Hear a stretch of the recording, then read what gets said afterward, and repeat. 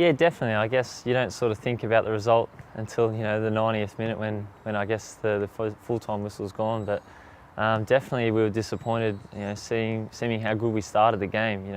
I think especially in the first half an hour we were really on top and we started quite well. And towards the end of the first half, you could tell that they started to get back in it, and obviously equalising before half-time sort of killed our momentum. And then to come out, I guess, and for them to get a red card so early in the second half, and for us not to go on and win the game, it was extremely disappointing. And I guess we can learn from that. And Adelaide's a very similar style to Brisbane, so if we can learn from the things we did poorly in the last game, then hopefully we can come away with a good result in Adelaide.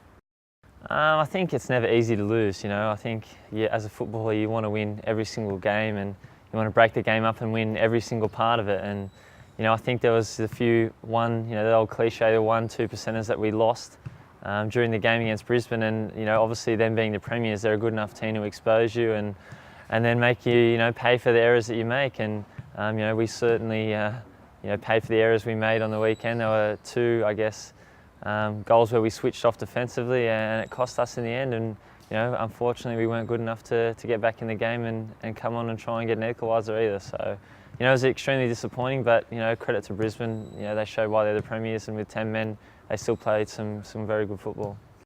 Yeah, definitely. Adelaide is one of the form teams, and I think they've shown at many times this year that at times they can be the best team in the league with some of the football they've played. And it's going to be a very similar tough challenge to the Brisbane game, going to Adelaide and trying to come away with 3 points. But we will learn from the mistakes of the Brisbane game, and we'll put that into training this week and work harder and hopefully try and end the season on a high.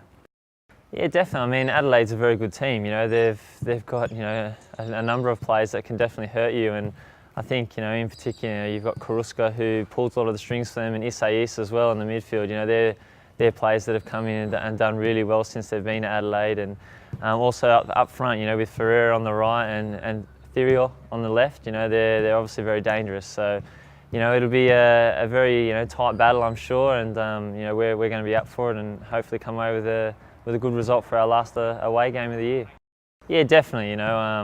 This club has been like a home away from home, really, and I've got a great passion for the city and for this club in particular. So to sign on and be a part of exciting times moving forward, I couldn't be happier.